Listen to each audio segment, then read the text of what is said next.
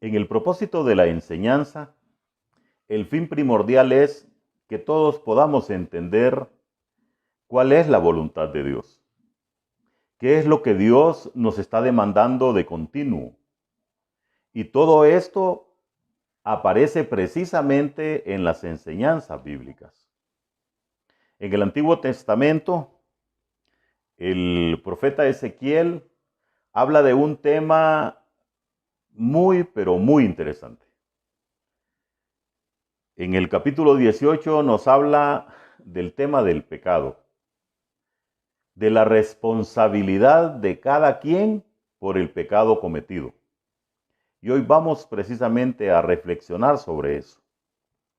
Vamos a respaldarlo con el capítulo 18, el verso 4.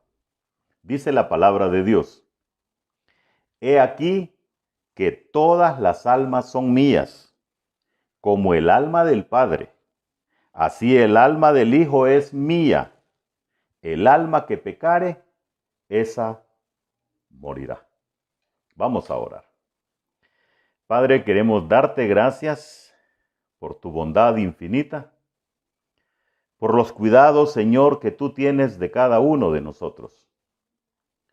Y hoy que tu intención es enseñarnos acerca de la responsabilidad sobre el pecado cometido, queremos suplicarte que tú abras nuestro entendimiento, que tu Espíritu Santo nos redarguya, nos oriente y que nos mueva a escuchar, a entender y a aplicar en nuestras vidas. Gracias, Padre. En el nombre de Cristo oramos. Amén. El tema del pecado es recurrente en la enseñanza bíblica. Precisamente en el capítulo 18, previo a la lectura que hicimos, dice Ezequiel: vino a mí palabra de Jehová. Esta es una introducción a este capítulo que lo que nos está diciendo es que aquí nos está enseñando la idea propia de Ezequiel, que no es algo que se le ocurrió a él, sino dice: vino a mí palabra de Jehová. Y esto entonces que estamos hoy diciendo, oyendo, es instrucción de nuestro Padre Celestial. Dice el verso 2, y es una pregunta interesante: ¿qué pensáis vosotros, los que usáis este refrán sobre la tierra de Israel, que dice: los padres comieron las uvas agrias y los dientes de los hijos tienen la dentera? Mire, este dicho lo que está dando a entender es que si usted chupó un limón, para que lo entendamos más, allá sus hijos van a tener sus dientes temblando. ¿A qué se refiere este refrán? A la heredad que se hace del pecado. Y el verso 3, vivo yo, dice Jehová el Señor, que nunca más tendréis por qué usar este refrán en Israel. Aquí es Dios el que lo está diciendo, en boca de Ezequiel, que el Hijo no es responsable por el pecado del Padre. Por eso precisamente lo recalca en el versículo 4 cuando dice: he aquí que todas las almas son mías. Lo dice el Señor. El alma del Padre es de Dios de una manera individual. El alma del Hijo es de Dios igual de una manera individual. Dicho de otra manera, porque su papá haya ido todo el tiempo a la iglesia, se haya convertido al Señor, no quiere decir que usted en automático es salvo. No, de ninguna manera. Todos tenemos que hacer una decisión individual. Todos tenemos que hacer nuestra propia confesión de pecados. Qué bueno por nuestros padres que lo hicieron.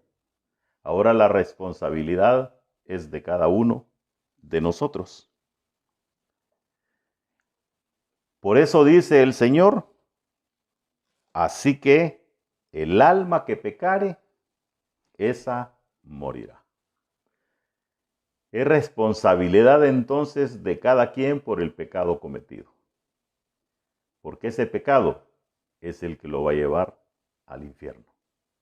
Y la confesión de ese pecado es el que le va a permitir ser salvo. Pero fíjese que el verso 5 le da una esperanza a todo el pecador. Y el hombre que fuere justo, dice. ¿Y quién es el justo?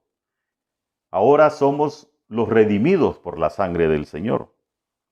E hiciere según el derecho y la justicia. Oiga bien, no basta con hacer la confesión de los pecados, sino que hay que vivir en consecuencia a eso, hacer según el derecho y la justicia. Mire el 6, que no comiere sobre los montes. Esto es cuando hay alimento preparado para los ídolos. Que no comiere sobre los montes, ni alzare sus ojos a los ídolos de la casa de Israel. Siempre Dios ha prohibido la idolatría. Ha prohibido que nosotros tengamos otros dioses en nuestro corazón, sino solo a Él.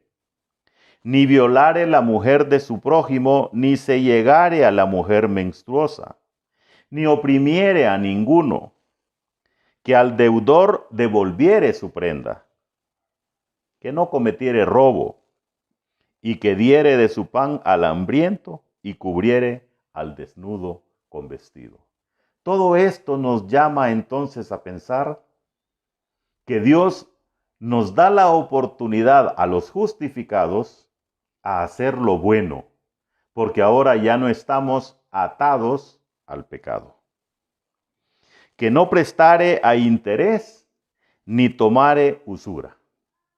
En los tiempos de Israel, en el antiguo Israel, era permitido prestar dinero, pero entre los mismos israelitas era prohibido cobrar algún interés. A otros podía cobrárseles sí el interés, pero sin usura. Continúa diciendo el 8, que de la maldad retrajere su mano, e hiciere juicio verdadero entre hombre y hombre. 9, terminando ya. En mis ordenanzas caminaré, y guardaré mis decretos para hacer rectamente. Dice el Señor, este es justo, este vivirá.